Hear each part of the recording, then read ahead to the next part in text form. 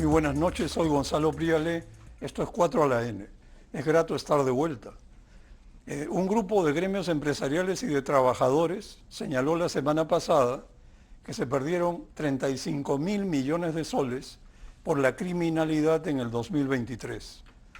Nada menos que 3.5% del Producto Bruto Interno. Según Devida, entre el 2018 y el 2022, los cultivos de coca se incrementaron 76%. Las extorsiones a 12.000 bodegueros vienen acompañadas con cada vez más violencia y muerte. Y la minería ilegal mueve más de 4.000 millones de dólares al año y en los últimos 10 años creció sobre el 11% anual. Hoy conversaremos sobre aspectos de la realidad que acompañan este trasfondo. El crecimiento del Estado y la falta de resultados, el modelo económico y sus problemas, la informalidad creciente y el populismo legislativo, la minería ilegal y la inversión privada y la reactivación de la economía. Esta noche me acompañan Roque Benavides, empresario, decano del Consejo Departamental de Lima del Colegio de Ingenieros del Perú, Elmer Cuba, socio de Macroconsult, y Luis Valdivieso, exministro de Economía y Finanzas. Bienvenidos todos. Comencemos. Roque, algunas cifras impactantes. La brecha a 20 años en el Plan Nacional de Infraestructura lanzada el 2019 es de 363.000 millones de soles. Para apreciar magnitudes, en 10 años, del 2014 al 2023, se devengó presupuesto para obras mayormente públicas por 341.000 millones de soles, equivalentes a 94% del monto estimado de la brecha a 20 años. Esta montaña de presupuesto destinado a obras tuvo un modesto impacto y las brechas siguen allí. ¿Qué nos pasa? ¿Qué pasa con las obras públicas? Lo que diferencia a los países desarrollados de los países subdesarrollados es la falta de infraestructura, la falta de carreteras, la falta de ferrocarriles, la falta de obras hidráulicas como reservorios, que es tan importante, la falta de conectividad eléctrica, conectividad digital, son fundamentales. Eso es lo que genera el bienestar a la población y eso es lo que el Estado debe proveer de alguna manera, en asociación, creo yo, con el sector privado, porque las asociaciones público-privadas, las obras por impuestos son fundamentales. El Estado no lo puede hacer todo y hay que entender que del 100% de las inversiones en nuestro país, 20% son inversiones públicas del Estado, que tenemos que exigir que sean bien hechas, con eficiencia, para llegar a generar ese bienestar que se necesita. Pero el otro 80% de la inversión en nuestro país es privada, es privada. Y de ese 80%, 20% es inversión extranjera, que viene con nuevas tecnologías, con nuevos procesos y que debe ser bienvenida. Pero el 80% de la inversión privada es nacional. Somos los peruanos, la micro y pequeña empresa, la mediana y la gran empresa peruana. Y en ese sentido es que si queremos pasar de ser país subdesarrollado a ser país desarrollado, necesitamos mucho más infraestructura de calidad. Yo escuchaba, por ejemplo, hoy día que el puerto de Chancay, del que nos estamos sintiendo todos los peruanos súper orgullosos, no tenemos la infraestructura de carreteras, no tenemos la infraestructura para llegar al puerto de Chancay. Y estamos hablando a 80 kilómetros de Lima. Imaginémonos la sierra, el Ande, la selva, las zonas rurales. Necesitamos mucho más. Esa gente son tan peruanos como nosotros y merecen mejor infraestructura para poder desarrollar todas sus actividades, además, por supuesto, de educación y de salud que son fundamentales. Es cierto. Luis, según el Consejo Privado de Competitividad, desde el 2019 el gasto en planillas del Estado se elevó 38%. Y el de los gobiernos regionales en particular, 75%. Por otro lado, el incremento del presupuesto 2024 en el rubro personal y obligaciones sociales de 10.000 millones de soles es un riesgo para el cumplimiento de la regla fiscal, según alertó el Consejo Fiscal. ¿Dirías que el Estado está creciendo desmesuradamente y el Estado y con cero meritocracia? ¿Y crees que sería conveniente reducir el número de ministerios? Bueno, en primer lugar, solamente he visto la noticia periodística del Consejo, donde hablan del aumento de la planilla, que es bastante grande, o sea, 38% de crecimiento es bastante. Si le quitas la inflación, que ha sido como 29, todavía tienes un aumento significativo. Una primera pregunta sería si esto ha sido en remuneraciones o si ha sido causado por aumento en el número de personas, de personal. Indistintamente es un aumento en gasto corriente que va en desmedro de usar los impuestos para cosas que tienen un impacto mucho mayor en el crecimiento, como es la inversión. O sea, el multiplicador de la inversión es mucho más alto que el multiplicador del consumo público. Por consiguiente, cualquier aumento en el gasto corriente para una cantidad dada de impuestos va en desmedro de tener más recursos para inversión. Respecto al número de instituciones, indudablemente 19 ministerios es excesivo. Para un país pequeño como el nuestro, yo diría que hay posibilidades de modificar institucionalmente la estructura del Estado. Pero, o sea, lo más importante es garantizar la eficiencia en el gasto. El Banco Interamericano ha hecho un estudio respecto a cuáles son las ineficiencias del gasto corriente y cuáles son las ineficiencias en el gasto de inversión. Identifican aproximadamente 2% del producto en ineficiencias en el gasto corriente, la mayoría de los cuales está centrada en las compras. O sea, hay un problema de ineficiencia en las compras. Y en la inversión tienes también algo como 2% del producto de ineficiencias, y esto aparte de todos los gastos acumulados de obras que han sido o paralizadas o abandonadas, ¿no? Porque estamos hablando de ineficiencias en los proyectos que se estaban ejecutando en un periodo en particular, pero también hay que mirar la historia de la inversión pública, en el cual hay mucho desperdicio. Entonces, para resumir, el gasto corriente ha aumentado sin un criterio específico, sin ser muy claro respecto a por qué se hace, sin meritocracia, va en desmedro del uso de los recursos limitados para inversión. Entonces, no es una buena idea tener así aumentos con muy poca explicación y justificación. Bueno, Elmer, veamos los sectores sociales. Educación y salud muestran el mayor incremento de planillas entre el 2019 y el 2024. Incrementos que no se traducen en una mejora en los servicios que brindan. Por otra parte, el gasto devengado en los últimos 7 años en agua y saneamiento no se ha traducido en menores brechas. Se gasta sin resultados. ¿Estamos arando en el desierto? A ver, hay dos cosas, ¿no? Efectivamente, el gasto público puede ser optimizado, ¿no? En prestación de bienes y servicios y inversión pública, como lo ha dicho hace un momento Luis. Pero también es verdad que Perú recauda poco, ¿no? Entonces, es un país responsable en lo fiscal, tiene una baja deuda en el mundo emergente, lo reconocen los mercados, pero sin embargo no es suficiente. Uno no puede estar contento con estos salarios de los profesores, ¿no? Pues recauda poco porque el sector formal es pequeño. Recauda poco porque hay evasión también del sector formal. Así es. Así, tal cual. O sea, no solamente están los pillos informales puros, sino también hay formales que evaden, ¿no? Así es. Y son cifras descomunales. Entonces, si Perú tiene que resolver sus problemas de desarrollo, que pasa por infraestructura y por mejores salarios a los profesores, a los jueces y a los policías y a los enfermeros, tiene que bajar fuertemente la evasión tributaria. Esa es la tarea número 1 de cualquier ministro de Hacienda del país. Al mismo tiempo, mejorar la calidad del gasto y la calidad de inversión, pero lo otro también es sine qua non. Eso es muy difícil de hacer porque no se ha avanzado. Era difícil hace 40 años, ahora no. Por las tecnologías modernas, con las facturas electrónicas, con inteligencia artificial, puedes tú rápidamente simular y ver los pillos que dónde están, ¿no?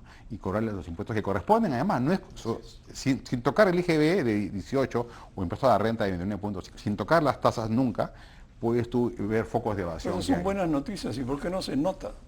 No, me refiero a que no se hace, pues no se hace. Es la tarea del O sea, las herramientas, ¿no?, ¿no? existen, pero no se usan. Efectivamente. Y eso es un espacio, y eso es para comenzar. Lo otro es también de las exoneraciones. Entonces son varios frentes para comenzar a arreglar los temas fiscales del país. Eficiencia, eficacia en el gasto, evasión tributaria y exoneraciones.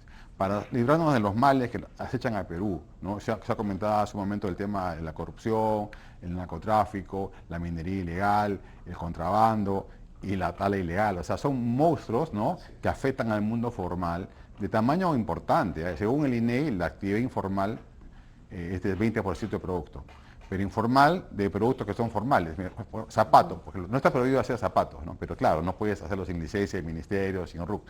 Pero más prohibido, entre comillas, está producir pues, cocaína, ¿no? Entonces, el ilegal está por todos lados. El 20% de actividades que no está prohibido producirle bien, pero son ilegales, son las informalidades, 20%, 10% de corrupción, ¿no es cierto?, según la Contraloría, y 5% de actividades abiertamente ilegales, ¿no?, como el narcotráfico, Claro. el oro ilegal. Entonces, por todos lados comienzan a acechar al modelo económico que comienza a perder lustre y velocidad. Nos estamos hackeados, digamos, por estas hordas de informalidad que tenemos que resolver, si no el país se va a quedar indefinidamente subdesarrollándose, ¿no? Luis, ¿coincidirías en que tras 3 décadas de vigencia de la Constitución del 93, el modelo económico basado en la inversión privada y el libre mercado se ha visto opacado y trabado por las sobreregulaciones, la debilidad del Estado de Derecho y la nula capacidad de gestión del gasto público? ¿Ha perdido aceptación? Bueno, primero que indudablemente la Constitución lo que hizo fue formalizar el conjunto de medidas que se tomaron para reformar el país en el año 90. Se ha venido ejecutando, ha tenido periodos de muchísimo éxito. Pero ¿qué pasa? A partir del 2014, cuando entra el nacionalismo, el crecimiento del producto potencial comienza a desacelerarse. Después de haber pasado una etapa de alrededor de 5,5%, 5,3/4 de crecimiento en el periodo de Toledo, sube a 6,9 casi que en la época de Alan, ahí comienza a bajar. De 6,9 comienza a bajar a 6% en el periodo de Llanta, a 4% en el periodo de Llanta, 3% en el periodo de Pedro Pablo, sigue bajando a 2 y hoy día estamos alrededor de 2.5% de crecimiento potencial. O sea, es una barbaridad. O sea, ¿cuál es el resultado del modelo económico originalmente implementado? Con todos sus defectos, fue alto crecimiento. ¿Por qué ha bajado? Porque no hay convicción del rol que debe jugar el sector privado y el mercado en esta economía. Algo que es sumamente importante, convicción, eso es ideología. O sea, o crees que el Estado debe ser pequeño y ser facilitador y tener un rol subsidiario, o crees que debe tener un rol activo. A partir de Ollanta, el rol del Estado y la creencia en el sector privado ha sido muy cuestionada, ha sido muy difícil sacar adelante negocios. Y te puedo decir, porque yo estoy en un ámbito de negocios en el cual he tratado con 5 presidentes, tratar de convencerlos de que Perú tiene un potencial energético que podríamos electrificar a toda América Latina, y no hay la convicción de que el sector privado puede sacarlo adelante. Sin embargo, están dispuestos a querer ampliar toda la red a través de proyectos públicos. Entonces, acá hay un problema fundamental de convicción ideológica. Y el segundo es determinación, para llevar adelante la gestión que hay que hacer para apoyar esa convicción ideológica. Entonces, no es una cuestión de que el modelo está mal, el problema está en que no creen en el modelo y están tratando de echarle la culpa de los malos resultados de una gestión ineficiente a un modelo. El modelo son las personas que lo llevan adelante, y si no hay convicción respecto a ese modelo no puedes hacer absolutamente nada. Con controles, afectar el sistema de precios para la asignación de recursos, no hay forma de salir adelante. Pero acá hay que trabajar con los políticos, no con los tecnócratas. Los tecnócratas ya sabemos lo que hay que hacer. Los políticos tienen que convencerse. Y para mí acá hay un problema serio y cada día ha sido mucho más claro hacia dónde van los políticos. Y ahorita tenemos este tipo de gobierno, ¿no? Bueno, pues entonces dirías que por falta de convicción las cosas no progresan y bueno, eso entonces se revela en las elecciones. Hemos elegido presidentes sin convicción, excepto probablemente PPK, y estamos pagando las consecuencias, pero por otro lado se necesita alguien con convicciones que postule a la presidencia y que gane las elecciones. Eso no es café instantáneo. Bueno, Roque, el antimodelo continuando con el tema, no solo está ganando la batalla cultural, ha sido efectivo en paralizar o desincentivar la inversión privada, particularmente en dos sectores claves, minería y agroexportación. Hay una violencia antiminera y anti-agroexportadora que las fuerzas del orden no atinan a controlar y erradicar. ¿Qué hacer para restablecer el Estado de Derecho? Yo no comparto contigo un poco el sentido de la pregunta de que toda la población está en contra de algunos sectores. Yo creo que es una parte de la población, creo que ese es el sentido. Yo me de la refiero al pregunta. antimodelo, ha calado, porque... Pues, ha calado, pero no es que la población lo comparta necesariamente. En un grupo de la población, y para eso la única solución es el diálogo y, por supuesto, transmitir mensajes constructivos, como tu programa. Pero ¿sabes qué, Roque? Un pequeño comentario, pero resulta que esta minoría activa ha logrado cohibir a las fuerzas del orden. Y eso creo que es el fondo de la cuestión. Bueno, tenemos que luchar, tenemos que dar la batalla. Ahora se habla pues mucho de la batalla cultural, lo que escribe el señor Laje, seguramente lo que habla el señor Milei, pero el mundo está cambiando, el mundo, y el Perú no es una isla en la aldea global, como dicen algunos, y creo que también el mundo se está dando cuenta que tenemos que poner en valor los recursos para los cuales, quién sabe, somos más competitivos. Y el Perú es un país extraordinario en cuanto a agroindustria. Es toda la costa del Perú, la sierra también tiene un gran potencial, la selva, y realmente dejar pasar esa posibilidad creo que sería un absurdo. Nosotros tenemos que dar la batalla. Y en el caso del sector minero, es una cosa increíble. Ustedes comprenderán que yo vengo del sector minero, he dedicado más de 40 años de mi vida a trabajar en minería. Cuando vemos que el futuro del mundo, el cuidado del medio ambiente depende del cobre, y el cobre es el metal del futuro, y entre Chile y Perú producimos el 40% del cobre, pero el Perú tiene muchos más proyectos mineros de cobre que Chile, y por lo tanto es un país que tiene un futuro muy promisorio. Los carros eléctricos de los cuales habla el señor Musk van a consumir 4 veces más cobre que lo que consume un carro a combustión. Las energías alternativas que evitan los gases de efecto invernadero van a consumir más cobre. Entonces, el Perú está en una posición privilegiada y tenemos que poner en valor esos proyectos mineros, siempre con el cuidado del medio ambiente, con el respeto a las comunidades y, por supuesto, con buena gobernanza. No cabe la menor duda que la minería responsable en nuestro país tiene un rol fundamental que jugar, no solamente en la economía, sino también en la descentralización y, por supuesto, la minería responsable en el cuidado del medio ambiente, porque hay una diferencia abismal con la minería ilegal, la minería micro, que a veces, pobrecitos, no hay que fiscalizarlos. Bueno, eso no puede ser. En el Perú, una de las cosas que también hay es que hay doble rasero, porque minería por debajo de 350 toneladas al día lo ve la Dirección Regional de Minería. Minería por encima de 350 toneladas por día la ve el Ministerio de Energía y Minas. No puede haber doble rasero, y creo que eso hay que rectificarlo. Elmer, en los 2 minutos que quedan para ir al corte, una pregunta. Más que un porcentaje de informalidad económica y laboral, la informalidad ha penetrado la vida cotidiana en el país y la fábrica social, entendida como la malla de interacciones y conexiones que nos ligan como sociedad. ¿Estamos cerca de llegar a ser una república informal con un Estado fallido? ¿Qué podemos hacer para evitarlo? Suena dramático y te sonríes. Sí, no, pero a ver, lo que pasa es que tampoco Perú no es una sociedad lograda tampoco. O sea, a ver, tenemos 200 años y todavía no hemos logrado un sentimiento de unidad nacional que confluya en el futuro. O sea, somos personas obligadas a vivir en un territorio, ¿no?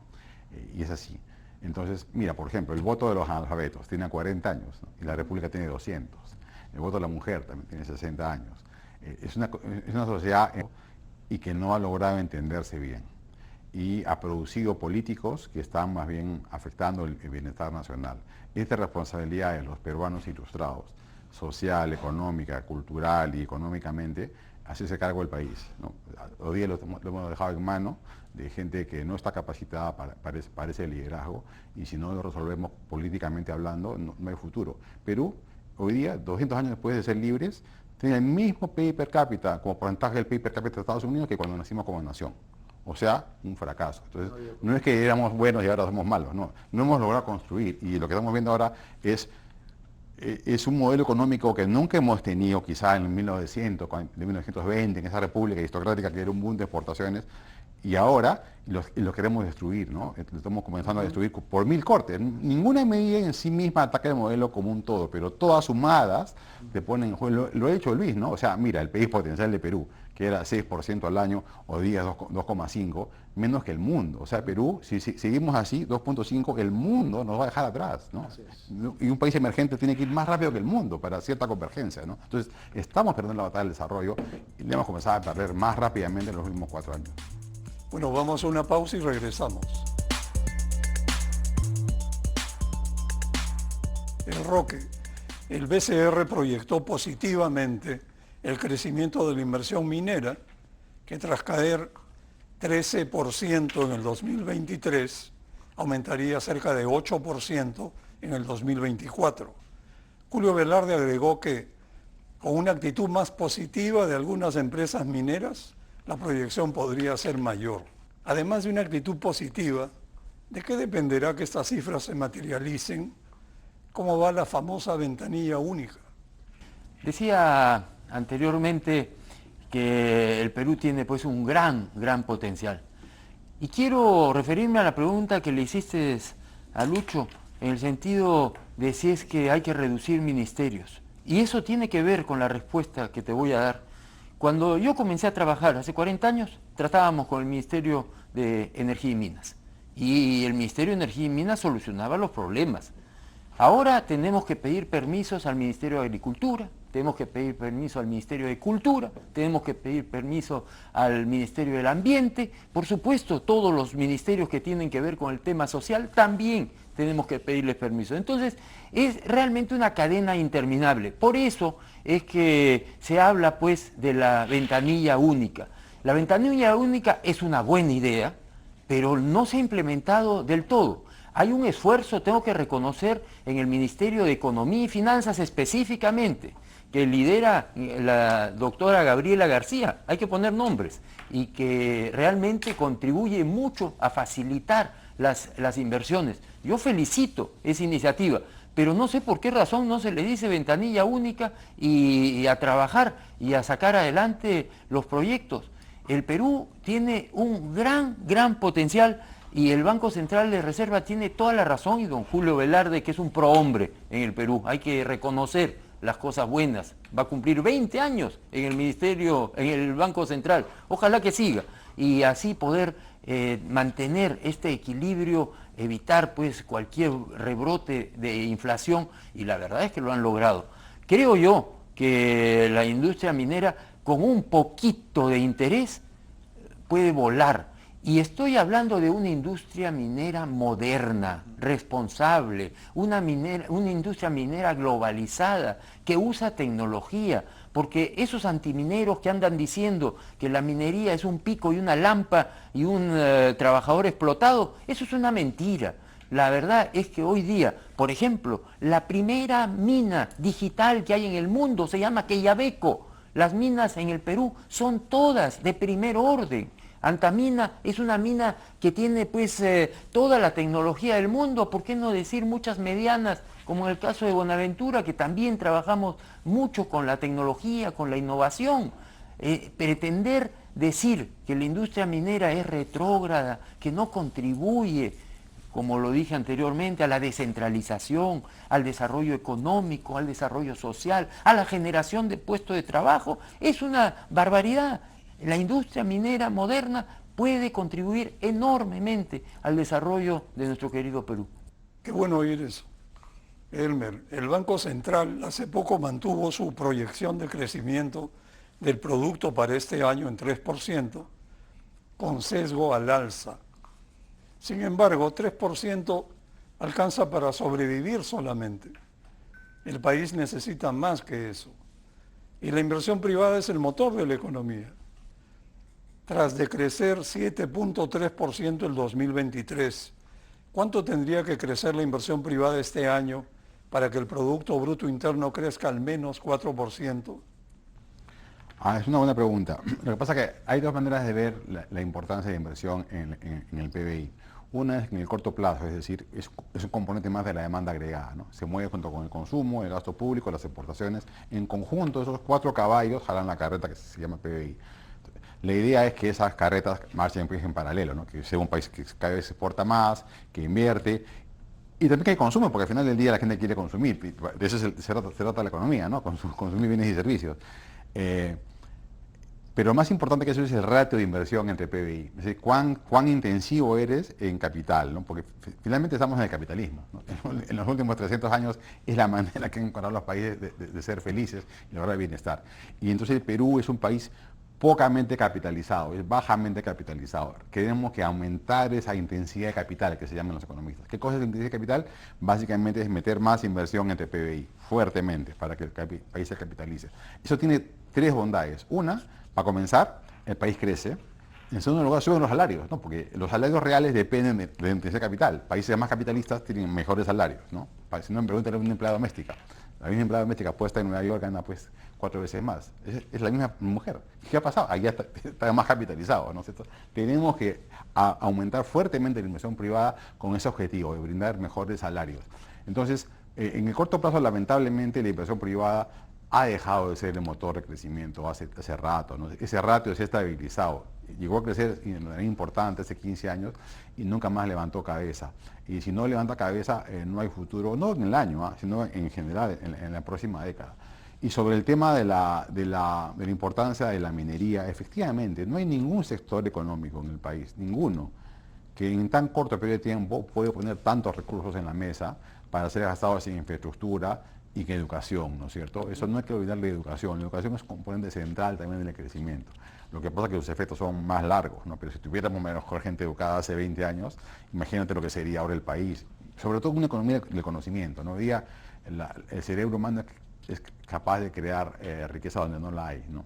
Entonces no estamos gastando en los jóvenes de Perú y eso nos pasa la factura, ¿no? Y tampoco no es que se demora tanto, son pues 10, 20 años de reforma y ya tienes a los chicos mejor que antes, ¿no? O sea, si descuidamos la educación, tampoco va a crecer el país potencial. Entonces son todo a la vez, no es uno o el otro, ¿no? Se puede mejorar la minería y también la educación, ¿no? O sea, no tiene nada que ver, hay que empezar en los dos frentes, si no, ¿para qué tenemos tantos recursos, no? Si no es para gastarlo en la gente y que tengan mejor capacidad de generar valor. Hay gente que inventa en su cerebrito unicornios, ¿no? Y de pronto una buena idea se convierte en 1.000, 2.000, 3.000 millones de dólares fabricados del cerebro humano, ¿no? Haciendo un buenos programas. Entonces, eso no tenemos, ¿no? El único país de la región que no tiene unicornios, salvo pues Brasil, Chile o Argentina. Entonces, Perú se está quedando también rezagado en este plan de conocimiento, ¿no? Pero ¿y cuánto debería crecer la inversión privada para lograr un 4% de crecimiento del producto? Es que no hay número exacto. No, porque va a depender de otros componentes, ¿no? Puede ser Yo 20, pero más... Para ponerlo como una especie de benchmark para el ministro Arista, ¿no? 25% del producto. Como porcentaje de producto, eso Exacto. sí, como ratio, Como ratio. no el nivel del año, no la tasa del año. Claro. Ahorita está en 20, 21. Eso meter 4 o 5 puntos del producto en inversión. Y sostenerla ahí. A sostenerla. Claro. Que es lo que ha hecho Chile en su mejor época, es lo que tuvimos nosotros en la época del 6%, ya aumentar la inversión a niveles bastante altos. Y por eso tiene 70% más PIB per cápita que Perú, ¿no? Claro, y cada vez es más difícil mantener ese nivel, porque, Claro. o sea, necesitas Eso más se llama unidad de inversión para rendimiento crecer una decreciente. unidad de producto. Sí, viene frente a la China, ¿no? Que ya está parando en seco. Luis, según gestión, el ministro Arista planteó al Consejo de Ministros hace unos días 5 medidas económicas reactivadoras para estimular la inversión privada, que son impulso a las APPs, destrave de proyectos de irrigación, impulso a proyectos mineros, programa de crédito para MIPES a través de COFIDE y un programa de flexibilización de la economía. ¿Qué opinas de esta propuesta? ¿La encuentras balanceada? ¿Serviría para crecer al menos 4%? Bueno, sí, lo importante es y lo he dicho en varias oportunidades, tener una agenda que sea muy concreta y que tenga pasos muy específicos y plazos. Yo no creo en los grandes programas de reactivación, o sea, que tienen 50 elementos, no. Hay que tener un programa de reactivación que tenga 3, 4 elementos, pero que se diga cómo se va a hacer y cuándo se va a hacer. Porque la credibilidad en lo que haga el gobierno depende fundamentalmente en los entregables. Cuando tú te comprometes a entregar algo, tienes que hacerlo en la fecha y al costo que te has comprometido a hacerlo. No puedes decir, no, ahora estamos pensando usar el gerundio, porque acá todo el mundo usa gerundio. Se está planeando, se está estudiando, se está... No, no.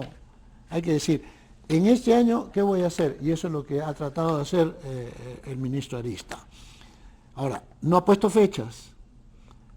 Y ahora, yo diría que ahora que regresa al país hoy día, de repente debería de tratar de anunciar en este fin de semana o en la próxima semana cómo va a desarrollar esas medidas. Por ejemplo, ¿cuándo va a presentar una ley que permita flexibilizar el trabajo? O sea, ¿vamos a regresar al régimen laboral agrícola que teníamos antes? Si lo hace, ¿cuándo lo va a presentar? Entonces, si él dice, yo lo quiero hacer de esta manera y voy a presentar un proyecto, tiene que decir cuándo. Si va a decir, quiero fomentar la inversión en la minería, perfecto. ¿Cuándo? ¿Cómo? O sea, ¿cuánto tiempo te vas a tardar? La minería tiene un potencial, yo creo que debería ser el motor de este país. Solamente se ha explotado 10% de los recursos identificados mineros en el país, en todos estos años. Eso significa que lo que tenemos, el 90%, puede servir, siempre y cuando lo usemos razonablemente, para educar a nuestra gente, para darle la mejor salud, para construir la infraestructura necesaria. Pero si no entendemos eso, que todo eso se puede usar en beneficio general de la población, entonces no entendemos absolutamente nada. Porque los antimineros no están entregando nada, lo único que entregan es humo a la población, expectativas que no pueden nunca cumplir y a cosas que nunca pueden entregar. Tienes toda una riqueza enterrada y estás metiéndole problemas a su extracción, porque todos quieren un poquito de la participación, indudablemente, pero no pueden participar directamente al que arriesga el capital.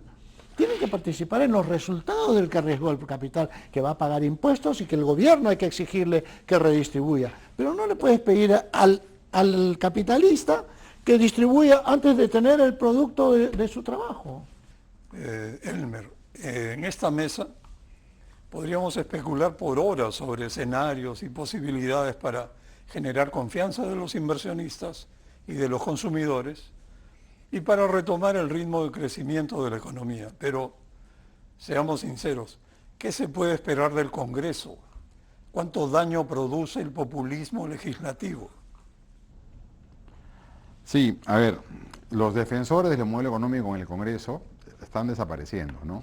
En estos 30 años hemos tenido defensores del modelo económico y ha sido la garantía crucial de no retroceder, ¿no? Pero sin embargo, de vez en cuando se alinean los otros populistas, ¿no? La más reciente es esto del reinfo, digamos, ¿no? Que es un retroceso a la formalización del país. Pero hay otros retrocesos también. Hay normas, por ejemplo, retiro de AFPs, ¿no? Es insólito que a estas alturas alguien pretenda al mismo tiempo reformar las pensiones para mejor y quitar las pensiones en la misma ley, ¿no es cierto? Permitir retiro y reformar para que haya más pensiones bajando el retiro, ¿sabes? Cosas de locos. Entonces, uno podría enumerar populismo la verdad, de todos los partidos políticos del Congreso. Lo que pasa es que la izquierda populista no gobierna, entonces las ideas de izquierda populista no pasan, pero las ideas de izquierda de derecha sí pasan, ¿no? Y al final hacen igual de daño. Entonces, insisto con el tema político, no es menor, no podemos dejar la política en manos de gente que no está capacitada para el puesto, ¿no? Es el mejor puesto del país. Y en el caso minero, por ejemplo, hemos tenido el anterior ministro de Energía y Minas, no era pues la mejor persona para el sector minero, ¿no es cierto? ¿Cómo es posible que un país no ponga a su mejor gente en su mejor sector? Imagínate que en Arabia Saudita ponga a un tipo incompetente dirigiendo el petróleo, ¿no? En lo mejor que tienes, ponga a tu mejor gente y no a ese nivel. El MINEM medía ese pues tipo BCR, ¿no? O sea, de lujo ahí, un staff de lujo, y no lo tenemos, ¿no? Entonces, y tampoco en la industria, tampoco en turismo, entonces estamos dejando que el país pues crezca ahí, una ley, estabilidad macro, perfecto, fiscal, monetaria, y eso es suficiente, no es suficiente. Hoy día tenemos un Banco Central de lujo, un riesgo fiscal bajo, Perú crece 2,5. Entonces el problema ya no está en la macro, está en estos miles de detalles microeconómicos que están restando productividad al país, ¿no? Lo cual es titánico. Y cada pelea en el Congreso hay que darla, ¿no? Bueno, sí hay un problema macro, ¿no? Lo de las pensiones es un problema macro, porque bajar el nivel de ahorro de largo plazo es atentar contra la inversión, es atentar contra el crecimiento. O sea, ese populismo es pésimo. Ese es más caro, digamos, ¿no? Es más caro de todos. Claro. Vamos. Bueno, y lo peor, diría yo, es que se coaligan el populismo de derecha y el populismo de izquierda, y uno lo ve en las votaciones. La última votación sobre Reinfo, la verdad que era escandaloso verlas. Todas las sangres estaban votando en el mismo sentido populista. El país no puede esperar nada de esos partidos. Roque, tras la turbia derogatoria express por el Congreso de las disposiciones transitorias del decreto legislativo 1607, que establecían fronteras entre la legalidad y la ilegalidad en la pequeña minería, los gremios empresariales manifestaron que es necesario fortalecer el proceso de formalización de la pequeña minería y que para ello se debe separar la paja del trigo. ¿Qué es la paja y qué es el trigo? Los grandes males en el Perú son la corrupción, la informalidad, el centralismo y la inseguridad ciudadana. Los otros podemos discutirlos en otro momento. La informalidad es un tema que representa el 70% de la economía peruana. Y en el caso laboral significa el 85% de la economía del ámbito laboral. Nosotros no solamente tenemos problemas con la informalidad en la minería, tenemos problemas de la informalidad en todos los sectores. Por eso cuando derogan el régimen laboral agrario, yo me digo, pero por Dios, estamos yendo al revés, porque esa era una forma de formalizar el campo. Bueno, en el caso de la industria minera es evidente que hoy día la minería informal, la minería ilegal, están coludidos con la delincuencia. Y si es que nosotros queremos combatir esas lacras, tenemos que tener políticas de largo plazo de formalización. Lo que se ha aprobado en el Congreso es una barbaridad, esa es la palabra. No hay derecho a que, si ya se estaba trabajando en ir en el camino correcto, desandemos lo andado. Y eso además tiene un impacto sobre la minería responsable, sobre la minería formal, porque la imagen que damos es esa, la de los informales, y no la de la mina tecnológicamente más avanzada del mundo como Quellaveco. Entonces, tenemos que hacer algo para luchar contra la informalidad. Mucha gente dice, pero se están recurseando. No, vamos por partes. Todos los peruanos tenemos derechos y obligaciones. Y los derechos son, por supuesto, acceso a salud, a educación, infraestructura básica, seguridad, justicia. Pero también tenemos responsabilidades de contribuir a esta economía. Y para eso necesitamos formalizar la economía. Y la minería informal es uno de los problemas dentro del ámbito global que tenemos de informalidad en nuestro país. Continuando con el tema, Luis, ¿crees que la salida se reduce solo a interdicción en el caso de la pequeña minería ilegal? Y en todo caso, ¿cuál sería la ruta a la formalidad? Bueno, la ruta a la formalidad pasa por tener un enfoque integral. Hay un economista peruano que ha hecho muchísimos estudios a nivel global y a nivel peruano, que se llama Norman Loaiza, que está en el Banco Mundial. O sea, él tiene realmente una estrategia muy importante y la han propuesto en muchos países. Colombia ha sido uno de los países, por ejemplo, que ha implementado esa estrategia y ha reducido la informalidad de manera importante. Esto pasa por una cantidad de cosas. Primero, regulaciones laborales. Hay que simplificar y flexibilizar el mercado laboral. Segundo, la productividad del trabajador informal. O sea, tiene que verse la manera de aumentar la productividad de ese trabajador, ya sea a través de entrenamientos, ya sea, los incentivos tienen que estar en su lugar. Después tienes, ¿qué te puedo decir? Tamaño de las empresas. O sea, por ejemplo, las pequeñas minas realmente están sujetas a lo que la ilegalidad les exige, porque están tan diseminados, son tan pequeños, que dependen del que acopia, ¿no?, el mineral para procesarlo, y le pagan lo que le da la gana, y están sujetos. ¿Por qué? Porque no hay vías de comunicación, porque no hay una refinería cerca. O sea, entonces, ¿cómo ayudas al pequeño minero para que se separe y que no dependa de los ilegales? Porque los ilegales están controlándolos, porque no hay presencia del Estado. Entonces tienes que traer al Estado a participar directamente en romper ese ciclo que está creando una dependencia muy perversa y que está evitando que esa gente se capitalice. Ahora, ¿qué cosa dice, por ejemplo, el decreto este? Que a los artesanales y pequeños se les exigía, para seguir explotando una mina, tener un contrato con el dueño de la concesión. Resulta que se han registrado muy pocos de los pequeños artesanales. ¿Por qué? Porque no hay un convenio con los que tienen la concesión. Entonces, ¿ahora qué están pidiendo? No, que se postergue el plazo para que consigan, y que se den otros documentos, que sean más informales los documentos, que no sean necesariamente un contrato. Bueno, pero un contrato te lleva a la formalización, porque te está obligando a decir cuánto vas a extraer, con qué permisos cuentas, si tienes el permiso ambiental o no. Todo a escala de un proyecto pequeño. Pero también tienes unidades que no son económicamente viables individualmente. ¿Cómo las traes juntas? El gobierno tiene que tener una estrategia para eso. Entonces, Hay un aspecto adicional, ¿eh? Bolivia es gran exportador de oro. Así es. Y no tiene una sola mina de oro. De oro peruano, sí. ¿Y de dónde? Bueno, el oro viene del Perú. Y entonces la informalidad hace que, por supuesto, ese oro no pague impuestos en el Perú. Claro. Y entonces estamos perdiendo oportunidades. La gente más pobre, la gente más necesitada de nuestro país tiene que entender que nuestras riquezas se están yendo por las fronteras. Y eso no está bien. Claro, pero y tenemos que cuidar. Y el problema, Roque, es que ¿quién le vende a los bolivianos? Los ilegales, los ilegales. Y esos han explotado a los artesanales, claro, pequeños, que son 50.000 mineros. Claro. Bueno, o sea, perdón, tenemos que ir a una pausa y volvemos. Roque, ¿cuáles son los principales problemas para relanzar los proyectos mineros?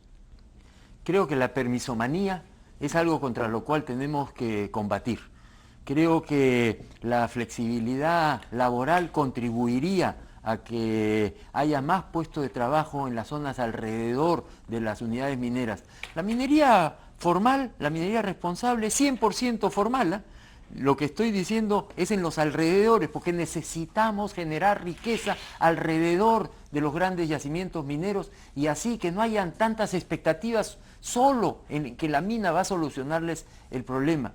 Y creo que, por supuesto, la estabilidad económica y política en nuestro país tiene un toque importantísimo en todos los sectores, pero especialmente en un sector de largo plazo como es el sector minero.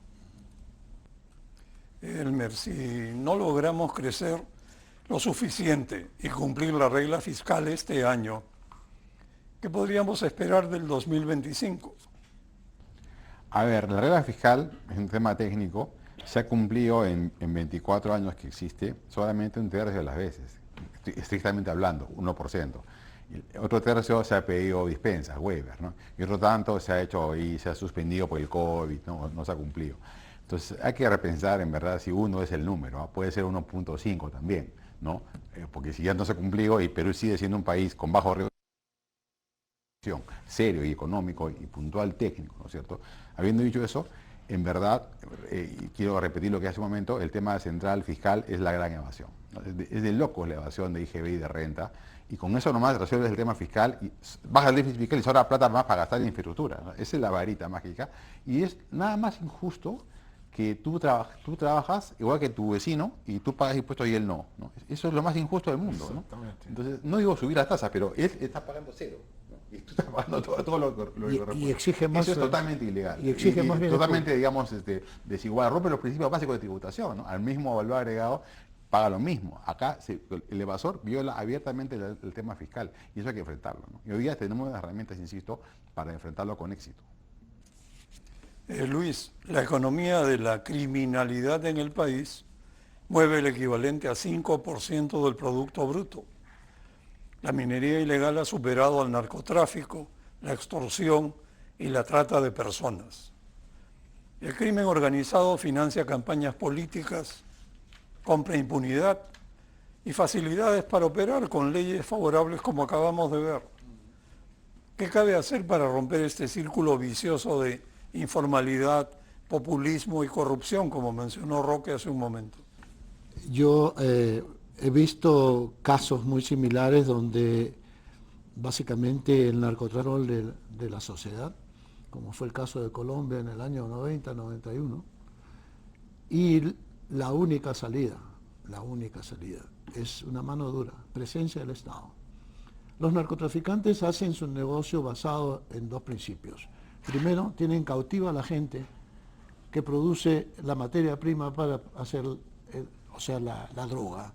Y segundo, tienen un brazo armado que se disfraza ideológicamente de libertarios o patriotas que quieren luchar por un país independiente, pero en realidad son el brazo armado del narcotráfico, que intimida tanto a la población como a las autoridades para que no intervengan. Entonces, presencia del Estado muy fuerte es el primer paso para acabar con la criminalidad. Pero eso requiere una estrategia y gente muy muy honesta, muy bien pagado, muy bien protegido, para que haga la lucha un enfrentamiento abierto, porque son muy poderosos, muy poderosos, mueven muchísimos recursos, mucho más de lo que tiene nuestro servicio de inteligencia, mucho más de lo que tienen nuestras fuerzas policiales, y todo, o sea, va a ser una lucha tremenda, pero si no la haces ahora, la pierdes para siempre. Cultivos alternativos y todo esto viene después. Y eso es lo que pasó en el Milagro de San Martín, cuando se hizo el gran proyecto para traer el cacao, poner la palma africana y erradicar toda la cantidad de crecimiento de coca que había alrededor de todas las plantaciones que después llevaron a crear trabajo. Bueno, presencia del Estado en el RAEM, pero efectiva, tiene que ser muy importante. En el norte, en todo el corredor norte, muy importante. El control de los puertos y de los aeropuertos, muy importante. El control de los químicos, muy importante. O sea, tienes que tener una lucha frontal contra no solamente el producto final, no solamente con el que hace el tráfico de la droga, sino toda la cadena productiva y la cadena de distribución. O sea, es esencial. De lo contrario, pierdes la pelea. Y la infiltración política es lo primero que buscan, porque eso es lo que quiere. Eliminar legislación que limita sus acciones, o sea, eliminar legislación que no permite que importen lo que necesitan, o que usar la gasolina. Por ejemplo, cuando se prohibieron los químicos, se usaron la gasolina. O sea, son unos artistas, pero a esos artistas hay que perseguirlos hasta el final. Interesante, porque te has enfocado en el tráfico de drogas, pero resulta que la minería ilegal mueve más dinero que el tráfico de drogas en el país. Hay que preocuparse pues de los suministros. Así es. ¿Cuántas entradas hay a Madre de Dios? Así es. Que están destruyendo los ríos. ¿Cuántas entradas hay? ¿1, 2, 3, 4? No se pueden poner garitas ahí y para evitar que los insumos químicos que se necesitan para recuperar ese oro no entren. Exacto. El petróleo en Madre de Dios también entra seguramente por esas 2 o 3 entradas. Y para movilizar esas máquinas que se utilizan en esos ríos, bueno, hay que también controlar. ¿Cómo entraron las máquinas? Y cómo llegan las máquinas. Ahí hay una carencia de Estado. El que está fallando, no es mi deseo denostar a nadie, pero lo que está fallando es el Estado y el control para poder contribuir a que se formalicen.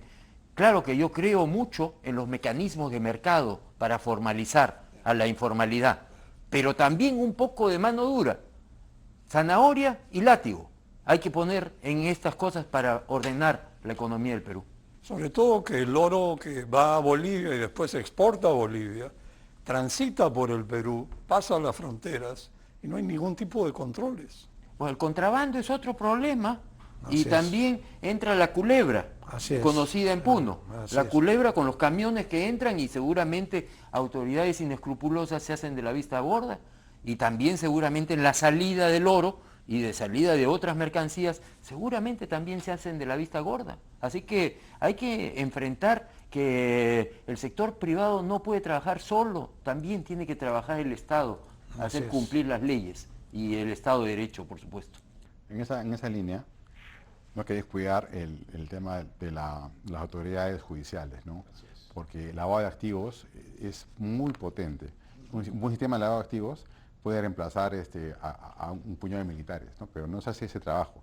No se obliga a declarar a todos los peruanos. O sea, en la República Peruana no declaran impuestos a la renta la mayoría de peruanos. O sea, eso es insólito, ¿no? Solamente declaramos 5 millones de personas y 13 millones no declaran. No declaran, no digo que paguen, ¿eh? Que declaren. Entonces, si declarásemos todos por ley, que es una ley fácil de hacer, ahí saltarían al toque la discrepancia entre tu declaración y tus bienes, ¿no? Y ahí pecas a todos, ¿ah? A los informales, a los ilegales abiertos y a los corruptos, ¿no? Si cruzas esa situación y solamente la puede hacer el SUNAT, y con fiscales competentes, no con fiscales incompetentes que persiguen a 4 políticos, que un fiscal de lavado de activos tiene que perseguir a donde se lava activos, ¿no? Y se lavan activos, 20% del PIB informal, 5% de actividades abiertamente ilegales y 10% de corrupción, son números macroeconómicamente importantes. Deberíamos una unidad de fiscales de lujo que no... Estamos hablando de 50.000, 40.000, 50.000 millones de dólares. Jueces también anti-lavado de activos, un sistema que funcione. Ahí los agarras, el cerebro. No vayas a los pies, a los brazos, corre al cerebro. Así es. Y otra cosa, la fallida reforma política del 2017, me parece, que prohibió el financiamiento privado de los partidos, prácticamente entregó a los partidos a manos de la criminalidad que ahora financia campañas y tiene pues comprados a grupos enteros, me imagino. Entonces, eso puede solucionarse, pero hay que ser muy, como dice Roque, directo para enfrentar el problema. Y porque transparentar las cifras, Así transparentar. ¿Por qué es que el sector privado no puede hacer aportes transparentes? Así Lo es. que no hay que hacer es ocultar, pero con estas legislaciones que fomentan el ocultamiento no vamos a llegar a nada. Roque, una última pregunta. ¿Qué podría hacer el gobierno para recuperar la confianza de la inversión privada? Bueno, ese es el punto neurálgico.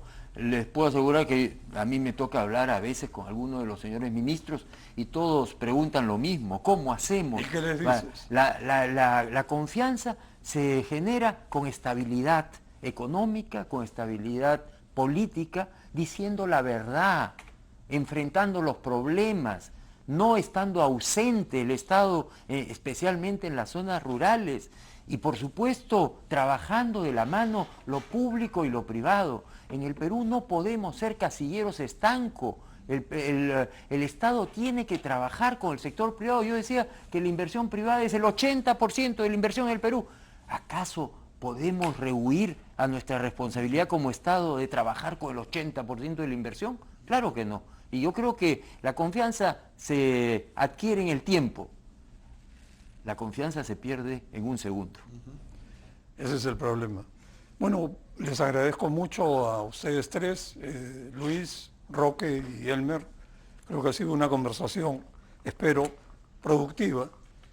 Y yo diría para cerrar que la economía se va a reactivar cuando resurja la inversión privada y vuelva la confianza de los inversionistas y los consumidores.